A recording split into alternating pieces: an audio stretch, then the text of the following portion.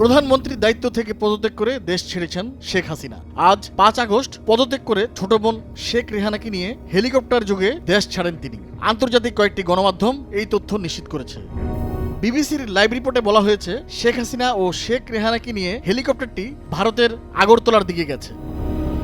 বৈষম্য বিরোধী ছাত্র আন্দোলনকে কেন্দ্র করে দেশ জুড়ে সহিংসতা ও অনেক প্রাণহানির ঘটনায় ক্ষমতা থেকে সরে দাঁড়াতে বাধ্য হলেন বঙ্গবন্ধু কন্যা।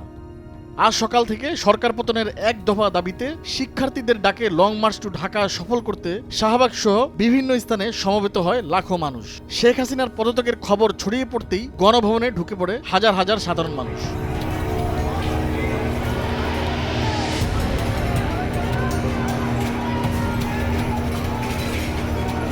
শেখ হাসিনা এ নিয়ে টানা চতুর্থবার ও মোট পঞ্চমবারের মতো প্রধানমন্ত্রী হিসেবে দায়িত্ব পালন করেন। ১৯৯৬ সালে সপ্তম জাতীয় সংসদ নির্বাচনে আওয়ামী লীগ জয়ী হলে শেখ হাসিনা প্রথমবারের মতো গণপ্রজাতন্ত্রী বাংলাদেশের প্রধানমন্ত্রী হন। ২০০৮ সালে নবম জাতীয় সংসদ নির্বাচনে বিপুল ভোটে জয়ী হয়ে আবারও ক্ষমতায় আসে আওয়ামী লীগ এবং দ্বিতীয়বারের মতো প্রধানমন্ত্রী নির্বাচিত হন শেখ হাসিনা। এরপর ২০১৪ সালে তৃতীয়বার, ২০১৮ সালে চতুর্থবার এবং সর্বশেষ ২০২৪ সালে দ্বাদশ জাতীয় সংসদ নির্বাচনে আওয়ামী লীগ নিরঙ্কুশ সংখ্যাগরিষ্ঠতা পেয়ে জয়ী হলে পঞ্চমবারের মতো প্রধানমন্ত্রী হন তিনি। তবে পঞ্চমবার শপথ গ্রহণের ৬ মাস পরেই প্রধানমন্ত্রীর দায়িত্ব থেকে পদত্যাগ করতে হলো তাকে।